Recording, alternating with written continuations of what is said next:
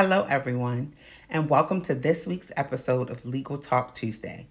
I'm Crystal I. Myers, Esquire, founder of Be Bossy, a boutique agency with a primary focus on meeting the intellectual property and business legal needs of small to mid-sized businesses. Before we get into this week's topic, let me remind you that this video is solely for educational and informational purposes only and should not be construed as legal advice or my intention to create an attorney-client relationship with any of you. Now that we have that out of the way, let's get into this week's topic. Lately, I've noticed an increase in the questions I've received regarding cease and desist letters. I thought it would be helpful to compile and review some of those frequently asked questions.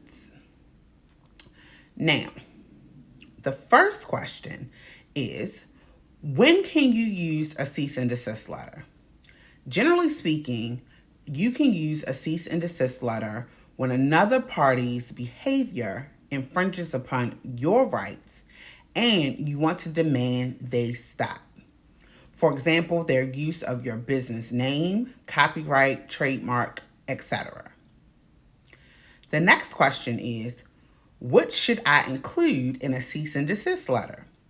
You should identify yourself and state that you own the materials, state that the user is violating your rights, and demand that the user stop doing whatever the specific thing is you want them to stop doing immediately. For example, removing an image or photo from a website that you have rights to. You can also include additional instructions or demands, such as a demand for compensation where appropriate.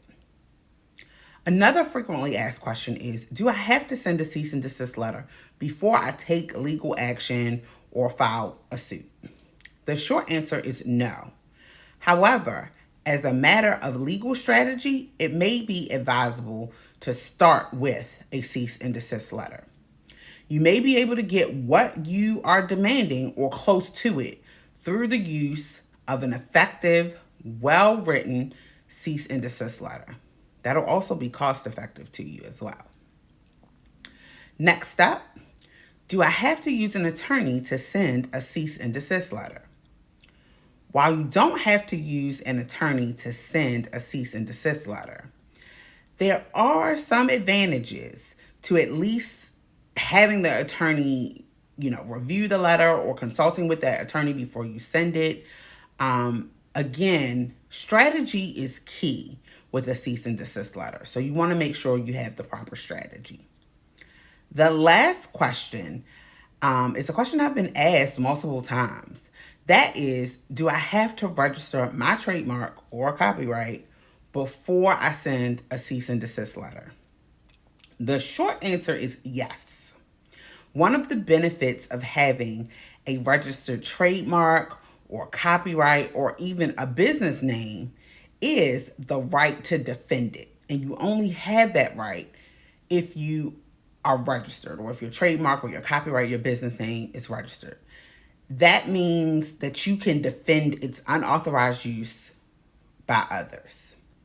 If you have questions about cease and desist letters, or if you have other business legal needs, head over to my website, www.thebossy.approach.com, and book an appointment with me so we can chat further. While you're there, check out the Bossy Boutique, where you can find a variety of merchandise, from t-shirts to mugs to tote bags, as well as other items such as our business planner, our legal workbook, and we even have some templates on the site. Well, that'll do it for this week's episode. Until next time, be bold, be brave, be bossy. See ya.